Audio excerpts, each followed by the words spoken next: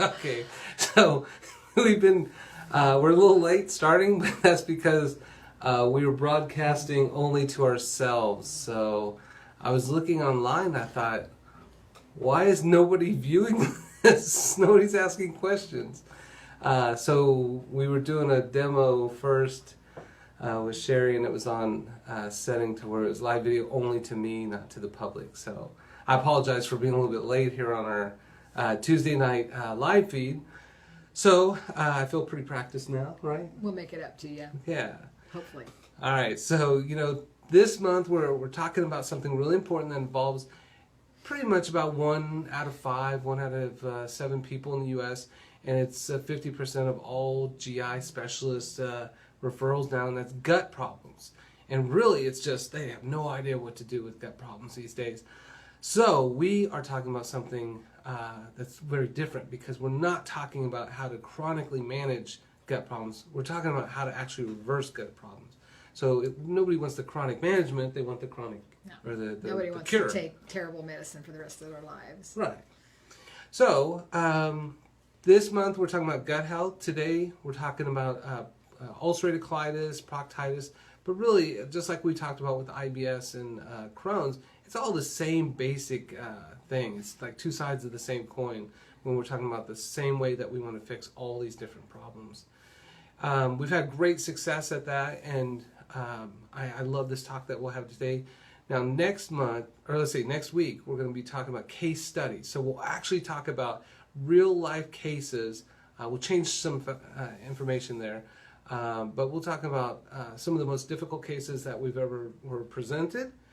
We get patients from all over the country and all over the world, basically what we call Mayo failures, which are people that have been everywhere, seen everybody.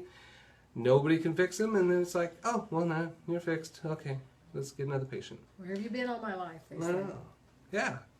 So that's what we'll talk about next week. So that's a great time to really try to get your family involved, or anybody that you know or loved ones that are suffering, to hear that positive feedback of people are helped all the time. Now, next month, what we're going to talk about, the theme is what's called proteogenomic treatment for anxiety and depression. And while it sounds like a crazy name for a topic, it's really, we're going to just talk about the genes that are involved with anxiety and depression, how we morph those genes, how we fix those genes. We're going to talk about cognitive behavioral therapy, so you can kind of stop doing what you used to do that didn't work. And then we'll also talk about functional medicine, clinical nutrition approaches to reversing anxiety and depression. And that's another field, just like gut stuff, that I really like, because it's life-changing for so many people that just have no hope. We should call it the Hope. We should call it the Hope Institute. Yeah, that'll be a good talk. And so you guys know me for the most part. I'm Dr. Garrett. I practice functional medicine, lifestyle medicine, clinical nutrition. I have 4 postdoctoral board certifications, post-grad lifestyle education through Harvard Medical School, also through Yale Medical School, epigenetics through University of Melbourne, sit on the board of the American Board of Functional Medicine, sit on a bunch of different boards. Can't keep track of everything. And medical director for a bunch of places, but all that really means is I'm just a super nerd, and I love this stuff. So enough about me. We also have Sherry here today, and Sherry does wonderful work, and we've been working side to side for a long time now, really seeing the miracle patients. And I remember, I think even when you first started out, because she's a nurse, that she was just like, no, I don't think we can help that person. I don't know if that'll work. And it's just like, oh, it'll work. And so it was just like, wow, this is cool. And so she actually stuck with me there. So Yep, he keeps amazing me. yeah. So tell us a little bit about your practice. I am an RN, but I no longer work in the traditional medical model, because I am so impressed that there are things we can do to actually prevent disease and reverse disease. So I am a health coach primarily. I see clients in Newton, Kansas, in my office there. I also see people Skype and by phone. My typical client is a woman but not exclusively. And usually she just is tired, has no energy, she's gaining weight or is overweight and doesn't like that. And she knows something's wrong, and her doctor says, just take your pills, you'll be fine. And so we investigate, and we are able to change lifestyle and all the little mini things that create ill health. My passion is autoimmune diseases, especially thyroiditis, celiac disease. I have personal experience with both of those. Just love seeing my patients get better. I love it when they say, "Wow, I'm a whole new person." Yeah. And eventually, what I want for them is for them to just be that whole new person and not have to think about, trying to be different. They just are a different person, and I see that a lot. And I really admire Dr. Garrett. I've worked with him for I think it's at least 5 years, and wonderful mentor. Has learned so much from him, and just love being his sidekick and nurse. So yeah, well, you talked about being the living example or going through a lot of those same things with thyroid issues, autoimmune stuff, and you can't get a better physician or a better practitioner or even health coach than one that's actually been through that process. So at the clinic all the time, if when we were with patients, patients would ask really specific questions like, well, where would I find this supplement? Where would I find this food? Or how would I get around this? And Sherry was just always right there with that answer because she actually lives it. She actually does it. And so, you want someone that's been through the mud and blood with you, that knows your pain. Most of the time I feel pretty dang good. There's not much that affects me, so I don't always, I help patients, but I don't necessarily know what they've gone through. Well, I feel good now, but for many years I suffered anxiety and fatigue, and later on I actually didn't have a lot of symptoms, digestive symptoms, even though I found out later that I'd had celiac for many years, and there's something like 40% of celiacs who don't have typical symptoms, and so I'm pretty good at ferreting those things out, and I've spent a lot of time in researching supplements, and your doctor blew it on your celiac, didn't he? Oh, he never knew I had celiac. No, but he had the lab test, remember? Very long time ago, like 15 or 20 years ago, I was going to kind of an alternative guy, and he was all about one specific aspect of health. He actually did order the right test for me, and the test confirmed I had celiac disease, but I have no recollection of him ever telling me that. I found the paperwork, 13 years later. Just a couple of years ago, I got that confirmation. I knew before that I couldn't eat wheat, but yeah. So sometimes you'll even go to a practitioner and they don't really know the significance of what they found. Yeah. And we know that. We know the significance of what we found, and so we're able to, help people reverse those things. I am currently not on any medication, even for my Hashimoto's thyroiditis, and I feel really good. So it happens, and it works with ulcerative colitis too. We know how to. Dr. Garrett is really awesome, and he's going to nerd out on us and tell us all the science of all this stuff. I know what works and can help people find their way through the maze of discouragement of all the changes that typically we need to make ourselves healthy. Yeah. And hey, and I want a quick shout out to Beverly. She's your neighbor, so that's pretty awesome. Hi, Bev. And to Bill too. Glad to see you. And also Albino. He's one of my good friends in Newton too. I like him. So, all right. Well, today we're gonna, and same with Richard too. I'm glad you guys are here. Seeing all kinds of names we recognize. Yeah. So today we're going to talk about the kind of worst part of what's called irritable bowel disease, right? Inflammatory bowel disease. So this big umbrella that Crohn's and ulcerative colitis and proctitis and IBS all fall under. And, it becomes very frustrating for a lot of patients because there's not really good answers that you can get from your gastroenterologist. I even have patients that, it's like, oh, I'm going to make my appointment with the gastroenterologist. And I would say, well, this is what they're going to say. And I'm perfectly fine with that. And I'm going to say stuff different, and you have to figure out which way you want to go. So we're going to talk about those really hard cases today, the really bloody, mucousy, nasty ones, right? So while you guys are eating, we'll talk about that. Great. So with ulcerative colitis, I was looking at a map just before the talk, so I was kind of brushing up on some of this stuff. And I was I wasn't surprised, but on a global map, what countries do you think would be the most likely to have ulcerative colitis, like the worst case of inflammatory bowel stuff? Probably the places where they eat the most junk. That's right. So the U.S., Europe, and that's almost any disease. So we talked about most diseases are very rare. We change something, they become epidemic, and they maintain that epidemic. And you usually see those kind of where America is and where America food goes out to. That's where you see these sudden epidemics of disease follow too.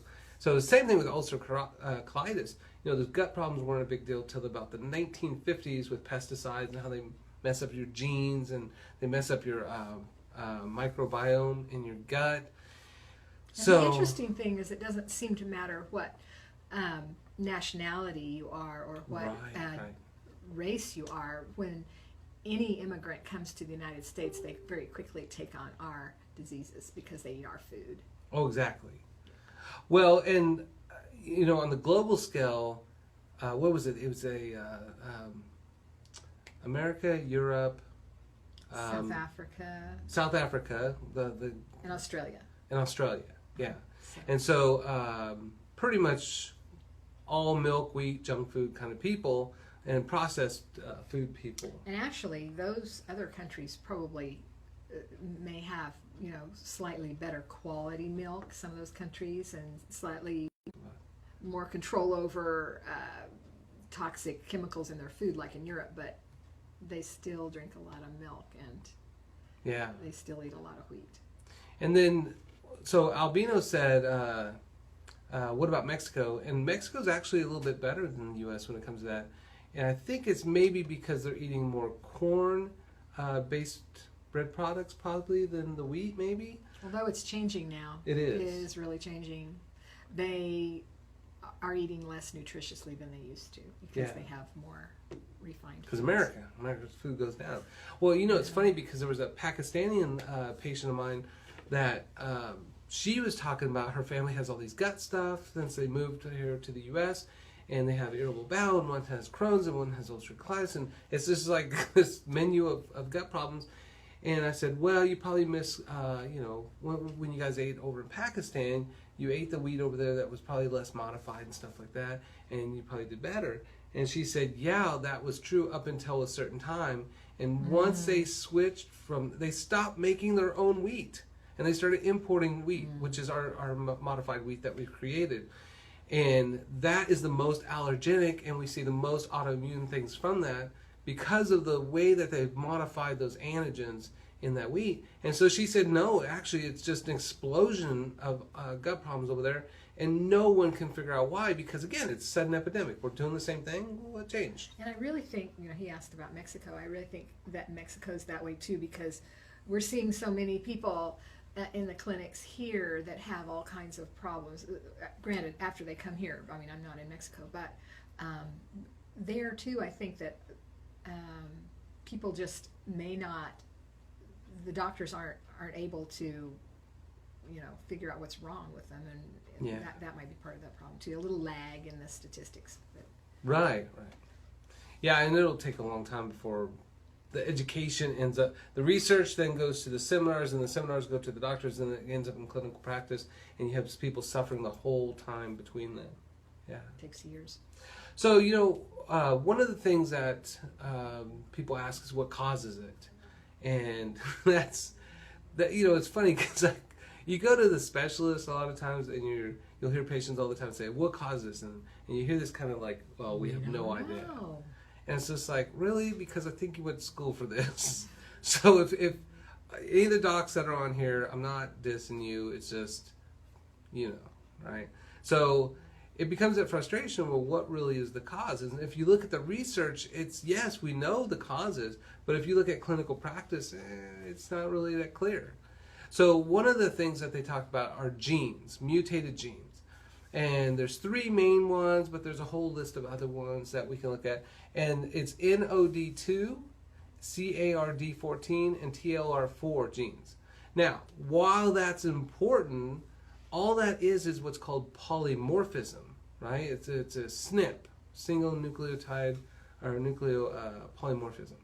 And they're like, if you do 23andMe, like a genetic test, they'll test like 650 genes, and that's what we're doing for the anxiety depression part.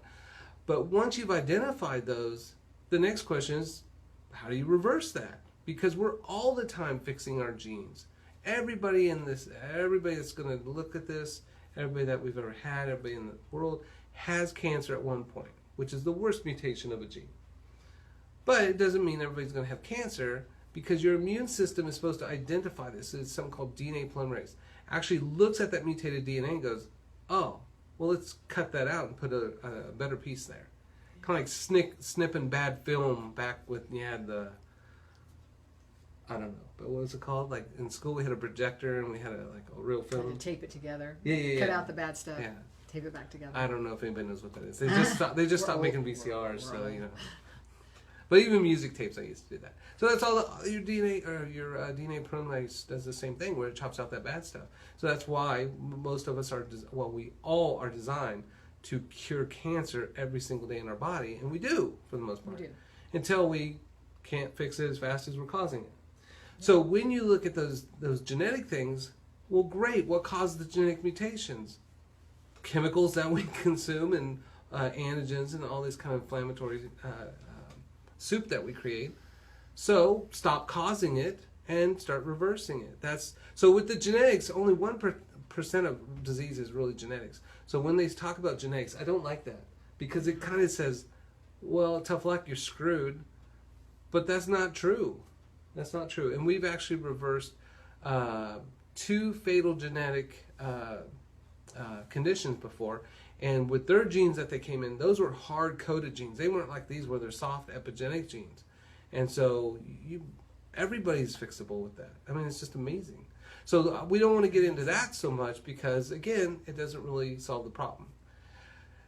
Now, one thing that does is what's called the microbiome. What is that? You know what that is? I know what that is. She knows what that is. She knows all about that. That's basically the composition of. It's the composition of all the good and not so beneficial bacteria that are in our stomach, our small intestine, our large intestine, and we're designed to have much more variety than we do have. And yeah, so that's a microbiome. And we can mess it up, and we are messing it up. In America, it's very rare to find someone that has an ideal microbiome. Yeah. They compare ours to the tribal cultures in Africa, and we have very many fewer strains, right? Right. Like we're supposed to have 750 to 900 strains. Yeah. And then we talk too about, the beneficial ones, the ones that are our immunity and the ones that are producing all the good stuff for us. Those are the ones that tend to go away when we consume antibiotics and chlorine and fluoride and all those good things. And bromine. Which is in all our refined flour. Yes. America will destroy it all. Yeah, so we're messing up our gut bacteria, which prevent us from repairing. Yeah. And it's at Harvard, one of the things that they really impressed upon is that you are more bacteria than you are human. You are literally 10 bacterial cells for every 1 human cell in the body. That's how important they are. And in grad school, they didn't tell us that stuff. All they talked about was bad bacteria. In microbiology, we never even mentioned good bacteria. Even though 90% of every cell in your body is good bacteria, microbiology course, we never even talked about that. Right, we didn't talk about the good stuff too much. No. And the job of the gut bacteria is 70% of our immune system is there. And I think commonly people think of their immune system as being their white blood cells or in their blood, but it's the gut bacteria, 70%. Yeah, that's amazing. And so when we think of bacteria, I mean, it's so much of what keeps us alive and healthy and happy. And they make the best vitamins in the world called B vitamins. Yeah. And we have multiple microbiomes. We have one on our skin, we have inside like I described, we have we have several. Yeah, with Sherry's work, that's what she deals with a lot, is that leaky gut syndrome and how to restore that normal biome. And, it's crazy because even like you think like dental stuff, the whole thing is we eat 160 pounds of sugar. The good bacteria in our mouth metabolizes that sugar, creates acid, erodes the enamel. And so the solution for America is not stop eating so much damn sugar. It's, well, let's just kill that bacteria in your mouth. And Listerine, fluoride. And so we fluoridate it, and then that messes up your thyroid because fluorine competes with iodine for thyroid hormone. So then we make people dumb and fat so we can eat more sugar to make us dumb and fat. And then we're America. No, we don't want to be that way. No. So we got to stop buying into this bull crap, right? People actually think that fluoride is magic. Somehow it makes our teeth stronger, and I apologize to any dentists who are going to lambast me for this, but really it's there to kill the germs in our mouth, and we need the good germs in our mouth. So what we do is we try to build back together that microbiome in the mouth, and you don't get fuzzy teeth, and and they don't decay, and your gums are healthy. And of course, gum disease and the microbiome in the mouth affects the heart, and heart attacks and all that. So it's all together. Yeah. And from when we talk about bacteria for ulcerative colitis and proctitis, it's mouth to anus. It's not just what's in our gut. It starts here. If we mess up this bacteria, which by the way, men with beards have extra bacteria that they're actually trying to, they found new strains of bacteria that they're actually creating potentially new antibiotics for. So you don't want the antibiotics, you just want to nuzzle a guy with a beard. That's all you got to do. So find some hipster and just put your face in his beard, and then you'll be healthier. No? Yeah, that's one way to do that, I guess. You got to get your husband to grow a beard, like a big long blonde beard. Like a Viking. Like the ancestors. Yeah. My husband's Swedish, and so he might become Rolf the tri-bearded. I know. He said, "Hey, my name is Spencer, and I got the beard." So we go off rail a little bit there. So with the microbiome, that's really important. And so it's all this good bacteria that coats the whole thing, and it's there's all this different balance. And so the goal is to have balance, not just probiotics, but balance. And so what happens is we, like Sherry was saying, we take chemicals like fluoride and bromine and chlorine and destroy those on a regular basis. That's why like reverse osmosis water is so important, or let your water stand so it evaporates that stuff. Yeah. Drinking non-fluoridated water, non-fluoridated toothpaste, not eating brominated or whitened bread. Gotta watch the tubs too. The tubs? The what do you call those? Hot tubs, because they sometimes have bromine. Yeah. Especially like for sports therapy. Yeah. So like we switched to a salt pool. So we use salt instead of chlorine for that. And then we use Tom's toothpaste. But you still have to look. Make sure it's fluoride free. You have to really look carefully. And even you can make your own. I make my own toothpaste. Yeah. Making your own's better because that's a whole different topic. We can talk. We can talk. Yeah. So, hey, hello, Rachel. Good to see you again, too. And then that ends up, it's that antibiotic, which is, 65% of antibiotics are overprescribed. Isn't that crazy? And where most of the antibiotics that are created in the United States or manufactured in the United States, some like 70%. Somebody's going to correct me on that, but a large percentage of the antibiotics actually go to our animals, our cattle.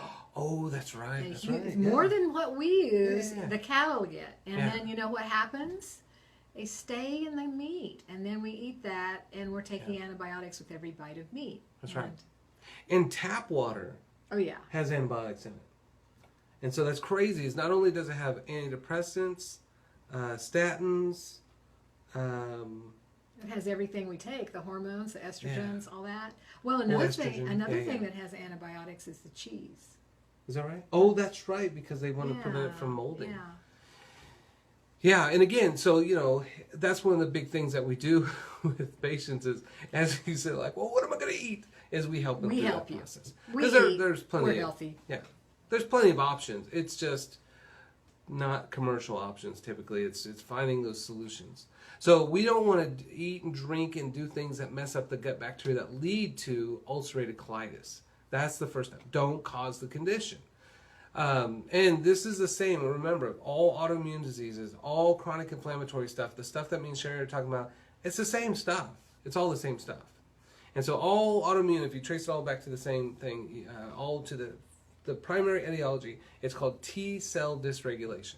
Well, and each of us is different, obviously, and so each of us probably has a weak link in our, health, in our genetics. And so, for me, my weak link was my thyroid. For someone else, they might be more predisposed to ulcerative colitis or Crohn's disease. Right.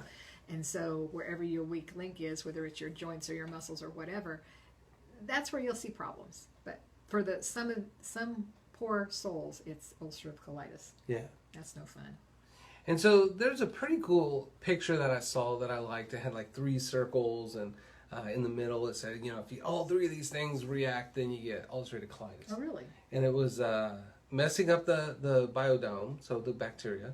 It was messing up your soft genes, your epigenetics, so you have genetic predisposition for it, which doesn't mean you have it. It just means if you have other things, you're more likely. Which is why some people get this and some people get that. It's just which gene did they mutate. And then the last one was The hard gene. T cell dysregulation. Oh. That's the last one. And so that T cell dysregulation, that's that thing that we kept talking about last time when we looked at the labs and we went through the whole picture of neighborhood watches, T cells, and the police are the B cells, and how this happens and how it creates excess histamines and then causes chronic inflammatory stuff. And molecular mimic, first molecular mimic causes the histamine reaction, which is the inflammatory stuff, like things like migraines and asthma and irritable bowel and eczema, psoriasis. And then if it persists and we keep messing up those 3 things, then the next molecular mimic becomes autoimmune disease. So if you missed that, that's recorded, our last video. And so I drew all that stuff out, and then something happened to the video at the very end, but we cover all that. So so you can go back and look at that one too. And then we also looked at lab results too with that, of the IgG testing, which is the big part of that intermediate molecular mimic, that what we eat then mimics tissue, and then that becomes the autoimmune. And it's the same thing with ulcerative colitis. You got to know those food antigens and what your specific immune cells are attacking versus someone else. It's truly unique from person to person, but it is the most effective way to reverse that disease. So that T cell dysregulation, there's 3 things that cause chronic T cell dysregulation. Do you know these? So the first one's sugar.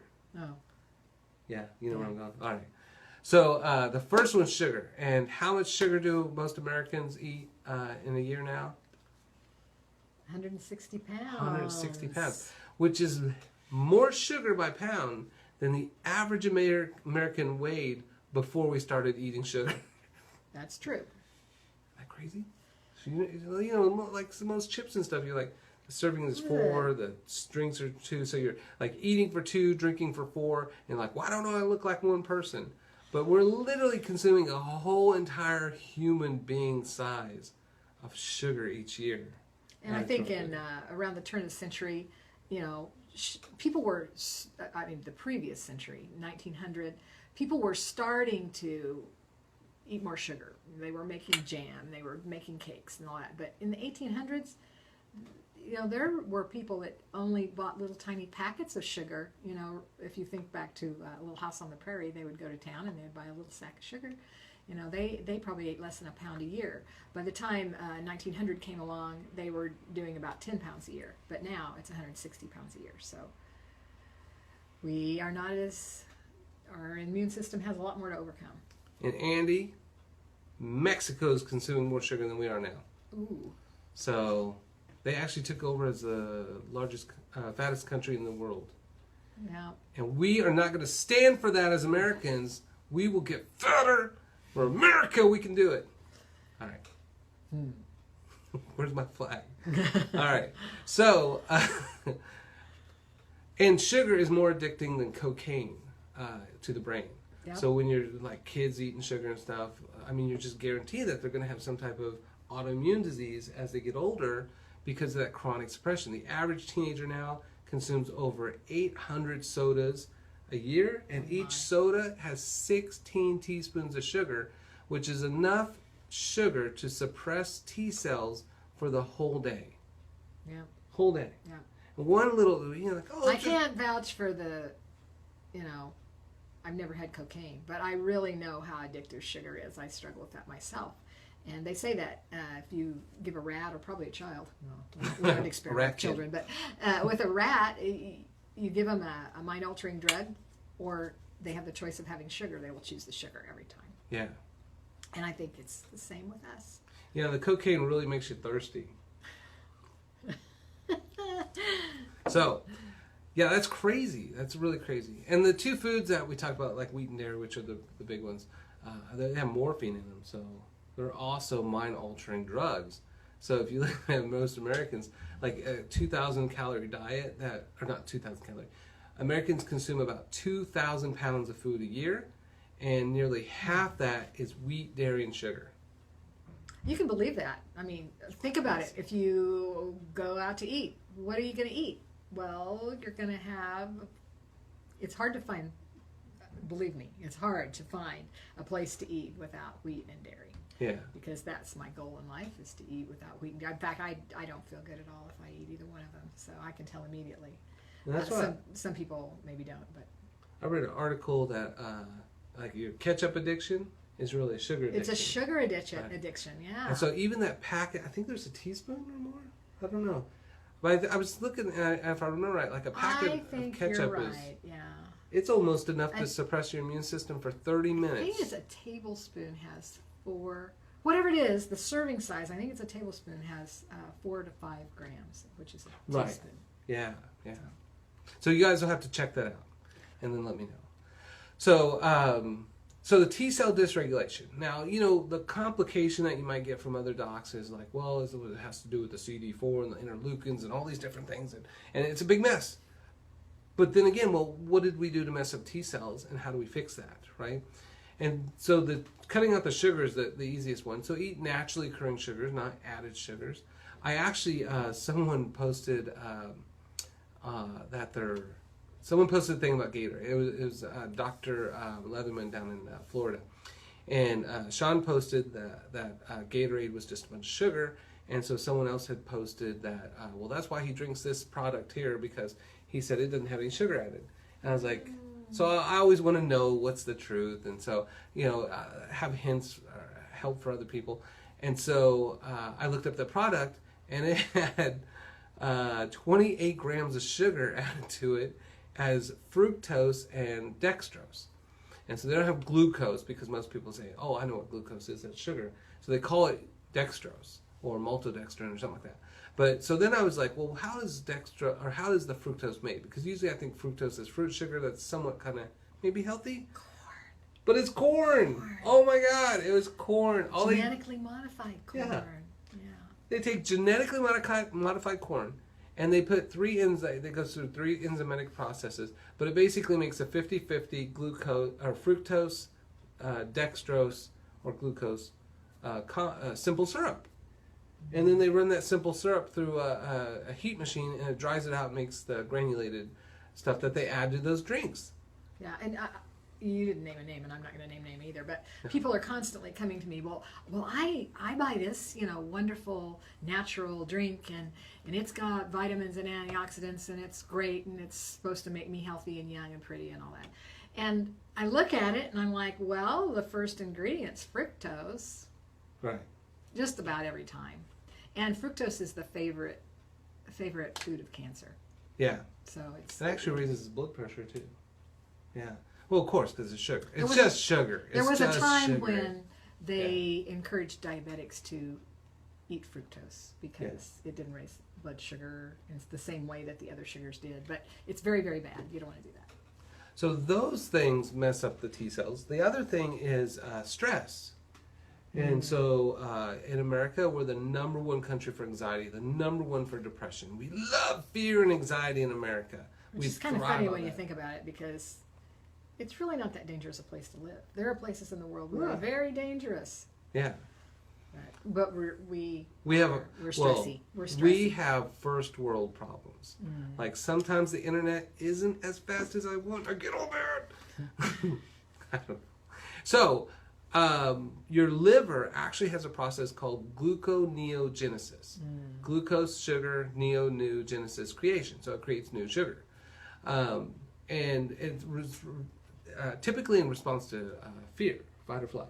So the idea is, man, if I see a tiger, I'm going to like jack up my blood sugar so that my muscles can run as fast as I can get away. Or somebody parked in my parking spot and I'm going to fight them, right? So fight or flight is best done where you punch somebody and then run, right? No? That's not the way. Oh, okay.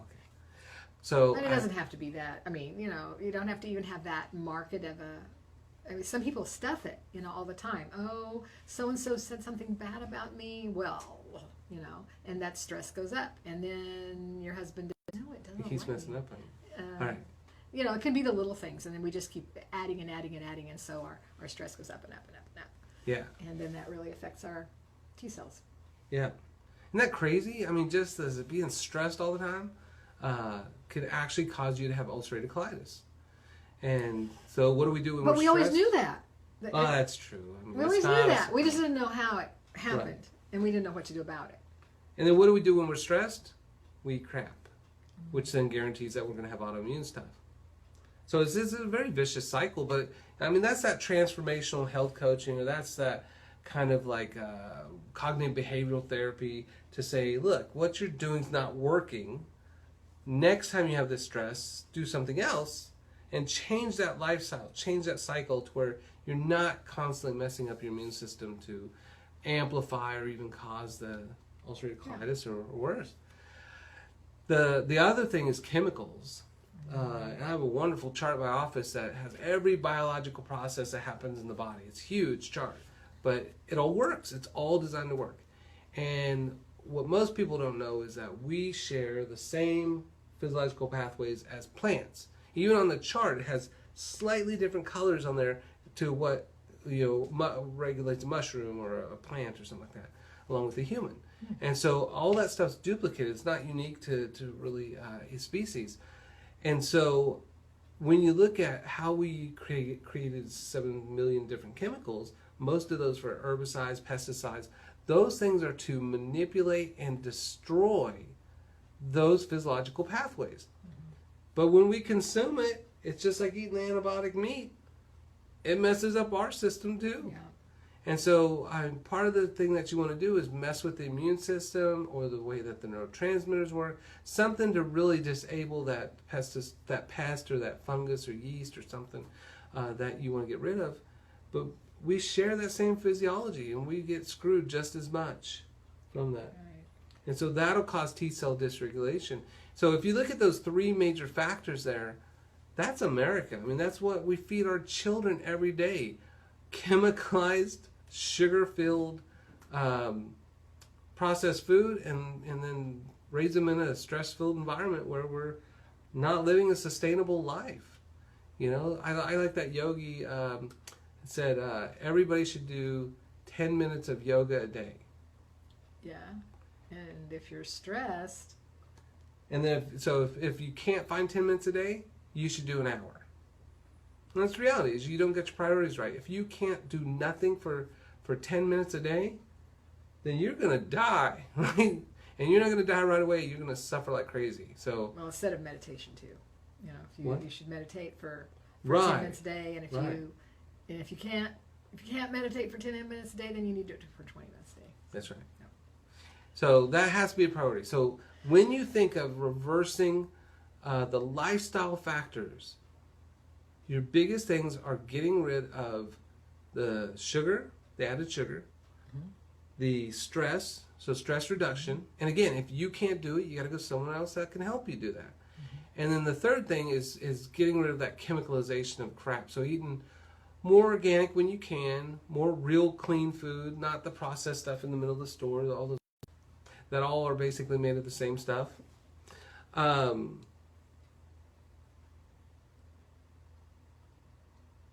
Yeah, Trina said that she's talking about Gatorade is a part of a daily workout, but it's all sugar, so it defeats your whole aerobic workout, and that's absolutely true. So, like, if you look at like how much energy you burn, like running, you might burn 350 calories. Then you take that Gatorade and drink that afterwards to replenish your electrolytes, and you've just gained back more calories than you burned doing a whole hour's workout. It's crazy. So, it's the commercials are probably the worst thing. That's why I like Hulu and Netflix, because my kids don't see those commercials anymore. But it's just that little stuff, and so it is, as you make big those stuff. Well, it is big stuff. Big stuff. And it's process over perfection. That's right. Right though. So people that have ulcerative colitis, these are big time problems that they have to worry about. Those lifestyle changes. And then how do I eat? What do I eat? All these things. And you always want to keep it very just simple and clean and basically real food. So the T cell dysregulation is huge. Balancing out the gene mutations. There actually is what you can do with reversing genes. I do what's called epigenetic diet, and so I prescribe that for patients. And typically I'll look at the specific genes that they have and then tailor the nutrients for that through those foods. And we've had really good results from that. But, the basis of this is, so if you don't know which genes you have mutated, and you have ulcerative colitis, and you think there's a genetic component to it, or polymorphism, basically you would just eat lots of cruciferous vegetables, because those are strong regulators of epigenetics. So broccoli, kale, kohlrabi. Cauliflower, arugula, collards. Yeah. All those. That's hipster food. That's old school. It's real food. So, stuff. always the darker, the more nutrient dense stuff too. Cabbage. Red cabbage would be better, yeah. Then onions and garlic are very potent regulators. They actually are what regulate histone modification, which is kind of like how your DNA reads to make the next DNA replication. So that's very vital, but garlic and onions should be the staple of almost all food. Yeah, it tastes good with the cruciferous veggies, right? Exactly. So you take that spinach, saute a little olive oil, put the little garlic, some onions in there, just saute it just a little bit, then put the spinach in there, and just like blanch it for a second with it, or cook it in there for a little bit. Oh, my wife makes this all the time, see. But it's great. It's really great. Well, I mean, you can do that with any. I like to cut the cruciferous, they're a little more tough. So, like if you have collards or kale or whatever, often I will just cut those julienne, even smaller than that, just little tiny ribbons, 1/8 of an inch wide, and add it to everything. Add it to meat, add it to, or cook it with your onions and garlic. And you can mix them together. You can do, several greens, chard and collards and kale, and add some cabbage, and it's all good. Yeah. It's wonderful. It tastes wonderful.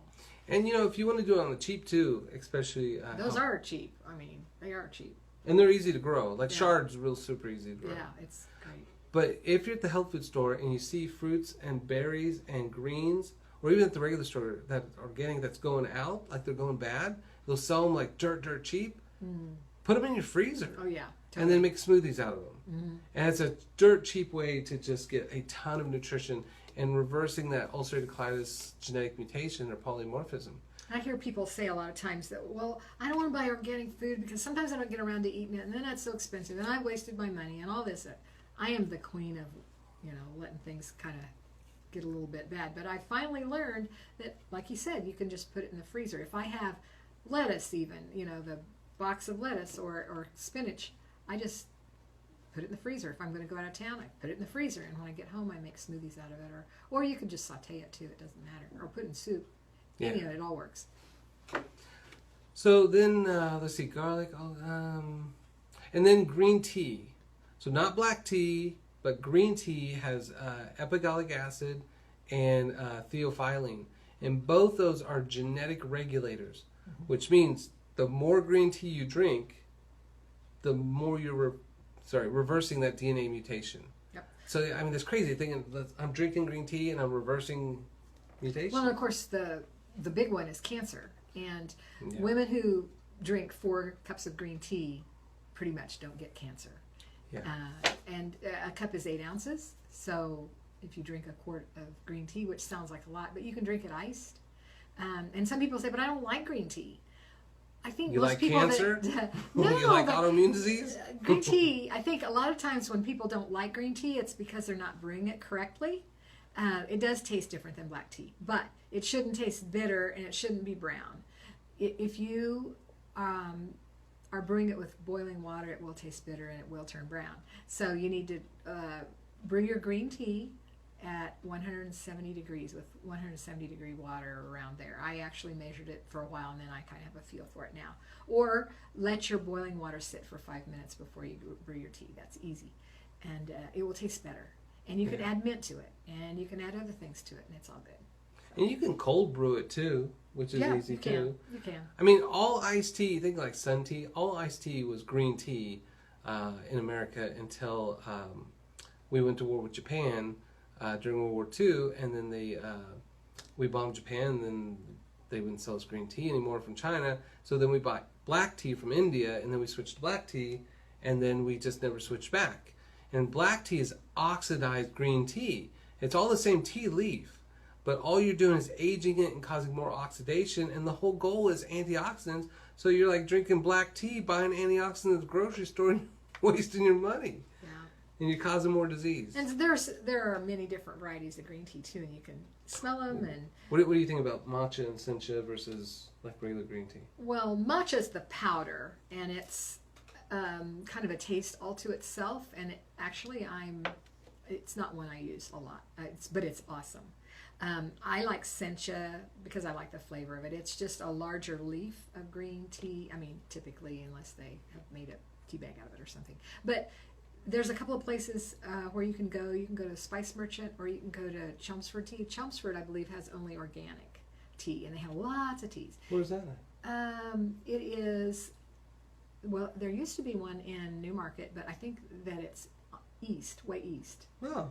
I'm not sure. You have to look it up. I didn't know But I mean, I've been there. I just can't remember which street it's on. Yeah. But anyway, I believe all their tea is organic, and they certainly have a lot of variety. And you can sniff it all, and they have people that will help you. And so it's kind of fun. And the other thing too is your berries. Berries are very Berries are epigenetic. good. And so they are a huge way to help regulate that gene mutation. And really, again, same thing. When you see those organic berries go on sale because they're starting to go bad, I have patients that'll buy all of them and then they just put them in the deep freeze. Yep. I'm like, why didn't I think of that? Yep. So Yep. they're not going to go bad in the freezer. And another wonderful thing about berries is that they are the fruits with the lowest sugar content. Yeah, And so they're not going to raise your blood sugar as much if That's you right. struggle with that. That's right. So you get that sweetness to replace the sugar. And it's while only it's benefit. summer, you can do the math, but usually the fresh berries are cheaper than the frozen berries, at least the strawberries still, and sometimes they'll have a deal on the others.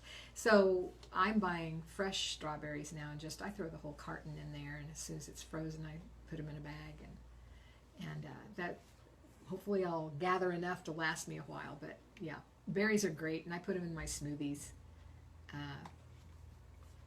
I don't know, you've probably talked about smoothies before, but smoothies are such a wonderful way to get all these nutrients.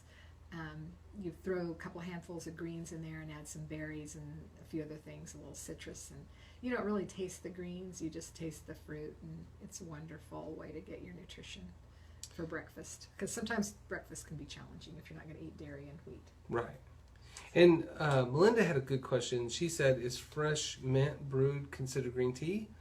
And so, No, because it's not from the tea plant, it's mint. So the thing that's epigenetic is the tea plant itself. So you'd need to find green tea, but you can certainly add fresh mint to it, which I do all the time. That'd be it's better. really good. Which that's a good point, because some people are like, I don't like green tea all that much. Well, just add a herbal tea to it that you like, or a fruit tea or mint tea, and just double bag it. Or lemon juice, or put some lemon zest in it, or orange zest, or whatever. And yeah, you can mix Butter. them. Butter. Okay. No, but you can add a lot of things. Yeah. So the alternative to reversing it is what they usually do, which is, I always go through this with patients and say, well, this is what they're going to say. And the drug choice that they do, because this is an erosive type of disease, so like IBS, they'll do a colonoscopy, they don't see anything. And so it's just like, I don't know what to do. So let's usually give you antidepressants. But with Crohn's and ulcerative colitis, both those you can actually see the pathology. But Crohn's has patches, ulcerative colitis has erosion of that tissue. And once it erodes through there just a little bit, it'll start hitting blood vessels, and then they bleed like a stuffed pig. And then you bleed. You have Yeah. diarrhea multiple times a day. That's just bloody mess. Yeah. And lots of mucus, because it's a lot of damage and irritation going on, so they'll have mucus bowels. It's just a horrible, horrible mess. And usually they'll have crazy urgency all the time, because it's like, is this mucus? Is it blood? Or is it stool? Like, I have no idea. That's the person that stops on the side of the road on the way to Kansas City. And we had a friend on a church group that had to do that. Oh, And that's so sad. I was sad. But unfortunately, the sad part was we only had really flip phones back then.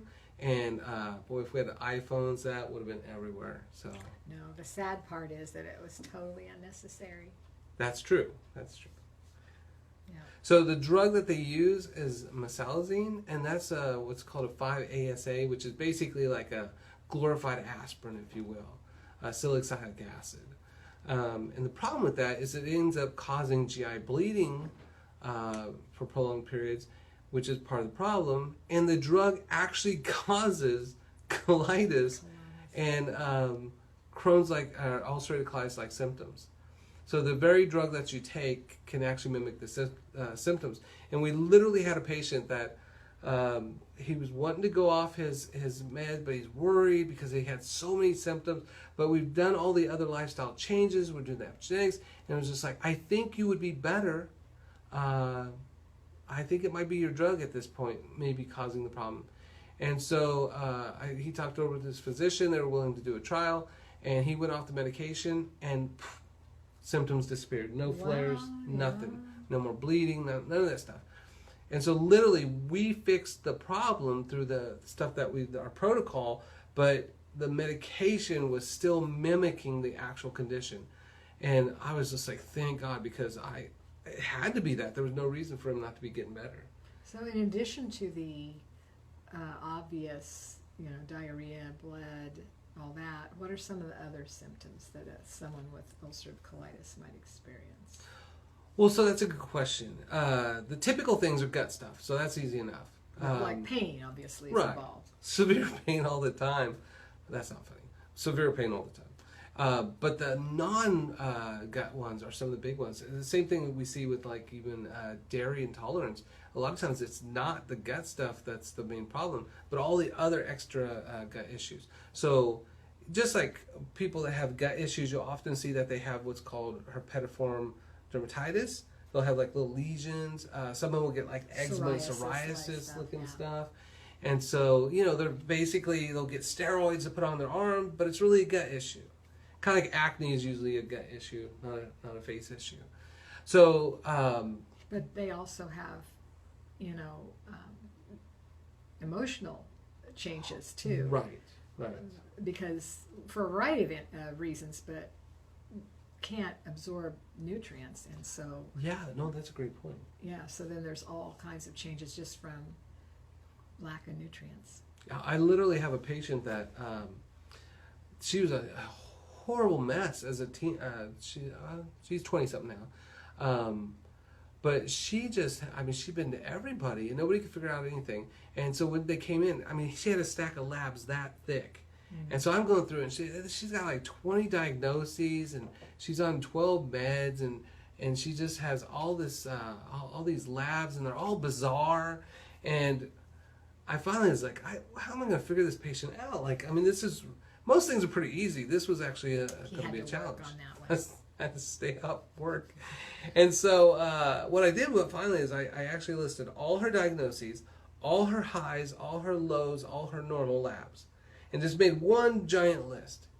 And then it was like, oh, well, this is what's going on. And I started crossing out misdiagnoses, and she had like 5 or 6 diagnoses that were accurate. But what they were are just complications of the real diagnosis, which she literally went to one doctor, and that doctor wrote celiac, ? And then that doctor left practice. And come to find out, that's all she has is she has gut problems. And if you have gut problems in the first 18 inches of your intestines, that's when you absorb your nutrients, and then everything falls apart if you don't. And so when she had that kind of Crohn's, ulcerative colitis stuff going on, she's not absorbing. And back when I used to teach anatomy and physiology, same thing. Your brain only works from what your gut digests. So it's not just what goes in, but what actually breaks down and what absorbs. And those 3 things have to happen perfectly for you to even have muscles and nerves and brains and neurotransmitters and hormones, and every other possible system of your body requires you to eat nutrients, break those down, and absorb those within mainly the first 18 inches of your small intestine. So, that was just like, holy crap, this is what it is. It was just like, wow. And then that's how you fix them. So then So we're talking a lot of anxiety primarily, and right. Depression, and and of course, why wouldn't you be depressed if you have these kind of symptoms going on? You're got diarrhea all the time and pain, and and nobody knows how to fix you. Well, it's not illogical that someone would be. Yeah, it's hopeless. Absolutely hopeless. Yeah. And so that's one of the things. I think that's one of probably the 2 biggest things in the beginning. Is we're the first people to ever give them hope, and we're the first time they ever feel normal in a long time. That's probably the 2 most powerful things to see with the patient. Those 2 things. The drug part's the best too, because so it causes abdominal pain, anemia, hair loss, neuropathies or nerve pain, liver problems, lung problems, kidney problems, and then actually exacerbates ulcerative colitis, which is ridiculous. So the other thing that they do then, if that doesn't work very well, is they do steroids. And then you can't do steroids for very long, because then that ends up blowing them up really big. And steroids lower the immune system, which the whole goal medically is typically just shut down the immune system. And that's it. And then if that doesn't work, then give them chemotherapeutic drugs. And that will wipe out their immune system. And how the hell long are you going to do that for? You can't do that very long. You're screwed. And so that's not a solution. And then they cut the bowel out. And unlike Crohn's, where you can just like, oh, this is a problem, well, let's just chop this part out and then poop in a bag, ulcerative colitis can actually come back. Yeah, it moves from one part to another. Because the T cells are the same. The immune system's still the same. It didn't fix anything. It wasn't a gut problem. It was an immune problem, Yeah. So, so surgery, that's the only real cure for the most part. And same with proctitis, that's considered the kind of left side ulcerative colitis. It's just a more distal part to that. And we've seen some of the toughest cases with that, and we're able to reverse it very simply. Yeah, and so, the worst possible thing is you can get joint pains and megacolon, and like, there's just no good, like, long-term outcomes from this. So the only real answer is not chronic management. It is literally reverse it. And I think anyone that has this, well, I shouldn't say anyone, but most people that have a problem like this, what have you got to lose by modifying your diet? That's how we present it to them. And sometimes they're like, yeah, but how can I give up this food or that food? It makes me happy. It's the only happiness I have, or whatever. But if you can get through to them that, yes, but those are actually the problems, and if you can modify your diet and get rid of those chemicals, and you won't have the problem anymore, which would be way better. And it's worth it. It's so much more worth it. And then the lab tests that people do, it's their blood and it looks at the antigen. So all that molecular mimicry stuff that we talked about last week, that test figures that out. And so wheat and dairy, just if you have ulcerative colitis, get rid of wheat and dairy. Cut down as much as you can on sugar. See if it goes away. If it does, that's cheap and easy. If it doesn't, just do the test, figure out what foods there are that you have reaction to, which can be healthy foods too. Right. And I tell you, it's wheat and dairy though. You just, no matter what it says, wheat and dairy is the first thing. But the other stuff, I can't guess those. I can't guess broccoli and kale and peas. If it's grapefruit or carrots or whatever. Tell them about. We had a really bad patient one time. That was just a nightmare. Coming in, the doctor said this is the worst case he's ever seen in his whole entire practice. Yes, and this person was a professional, and she was up in front of people as a part of her job, but she was having diarrhea 20, 30 times a day. It was bloody. I believe she was on steroids, suppositories, and the mesalazine.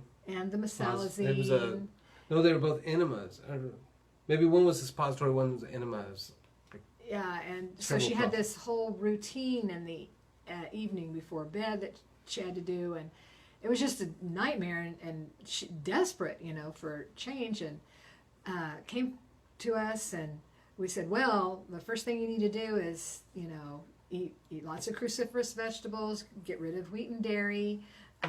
You need lots of good omega-3s. That's healing. So salmon would be a good thing, and turmeric and ginger because they're pain relievers. Ginger for the pain relief, and we did the food sensitivity test, blood test on that patient, and patient came back next week, and we said, well, let's see your food diary, and this person was kind of a gourmet cook and had fixed beautiful meals with salmon and cauliflower, used ginger and turmeric, and said, I am feeling so much worse. I can't believe it. And doc's going, well, I don't know why you're feeling worse. You're supposed to feel better. But we just got your results of your test in, and we looked, and sure enough, this person had sensitivity to salmon, cauliflower, ginger, and turmeric. Every damn thing. Everything. And so when she began to omit those things that were problems on her test, she got instant relief. And of course, she didn't do the wheat and dairy, which were also problems on her test, and she has gotten better and better. And I understand now she's able to eat some of those things that were less volatile reactions on her test, and lives pretty much a normal life. The diarrhea, the blood, and all that is gone. No more suppositories, no more enemas, no more mesalazine, and doing great. Isn't that crazy? Would never want to go back. I was so thankful that patient came back, because I wouldn't have came back. You were so thankful that result was there that day. I was like, oh my gosh, everything that this person did was to knock down inflammation. It's the most curative food, and it was everything they were allergic to. So that's why the test is so important, because... And cauliflower and salmon are really... Guess. I mean, I've looked at hundreds of these results, and those are rare sensitivities, so we would never have guessed that. Right. Oh, that's turmeric great. and ginger, they're not so rare, but yeah, the others are. Yeah, we have a few people on here I've seen that I think know about the whole turmeric problem too. So turmeric's such a powerful healing thing. Poster girl. I think mine is 800. Oh my gosh. Yeah. My highest one was coffee. Ask him if he drinks coffee. Well, once in a while. Oh. Because I'm a guy. You just do what you can until it gets bad, and then you're like, oh yeah, I'm going to reel it in and be a good patient again. That's guy treatment. So anyways, we've had several cases. We'll talk about some more of those next week when we do our case presentations. Thank you guys for joining, and please feel free to like and share this. There's such an important message, I hope, to people that are hopeless. That there's help. There's hope. Yeah. And then the other thing is closing thoughts. What are your takeaways? 3 takeaways from what we talked about. Mine? Yeah, the most important thing. we cause it. Yeah. But we shouldn't feel guilty because a lot of it is societal. Right. Absolutely. And the third thing is, if we caused it, we can uncause it. Absolutely. Yeah, I think that's the most hopeful thing ever. Yeah. And that's, so, you know, my 3 takeaways would be, get rid of wheat and dairy, get a lab test, Yep. and actually make those changes. And if you have trouble making those changes, see one of us and we can just figure help it out. you make Yeah. those changes and help you make those mental shifts so that you can make those changes. Yeah, because I tell you, if I was, well, even now, if I didn't know what I know, and I had to go through these, like, I mean, if things got so bad that I was just pooping blood and stuff, I mean, I'd be motivated to make the changes, but I would have no earthly idea because everything I've ever read and seen growing up says the dire opposite of what I'm going to tell them. You can get so confused because everybody else seems to be doing fine, and they say, well, what does your doctor say? The doctor doesn't say to do this. The doctor would know. He's been to a lot of school. But is the doctor curing, you know? So, yeah. Right. But it's difficult. It's a maze. You're thinking, well, how important is it to do this? And how important is it to do that? And which, if I'm going to have a supplement, which, that's where it's really nice to have a guide. Right. It's really nice to have a guide. No, absolutely. Yeah. So if you guys have more questions, we're going to wrap it up, but feel free to post more questions even after we stop. I go through and answer them all. Even one time we had 85 follow-up questions, and I spent the next hour and a half answering questions. So feel free to answer those, share the video, like the video. Next week we're going to do case studies, and then next month we're going to do that proteogenomic approach to That'll be very reversing exciting. Anxiety and depression. And you know, I work in a clinic that's actually a bunch of therapists, psychotherapists, and psychologists, and some of my good friends are that. My wife's actually a social worker. My mother-in-law's a social worker, and it's so, I don't know. I don't want to seem too cavalier, but it really is a lot easier just to stop causing it than to just try to figure it out. I mean, it really is fairly easy thing for most patients as long as they stop causing it. And really the science is there. It's just that there are so few studies. Yeah. The ones that have been done. So, you know, that'll be an interesting approach for you guys. And then we'll actually talk about neuroplasticity too, which is how to reverse aging in the brain. And they actually showed that you can teach an old dog new tricks. So that's encouraging. Yeah. All right. Thank you for watching. Yeah, thanks you guys, and I really appreciate it, and appreciate the feedback. Bye, guys. Bye.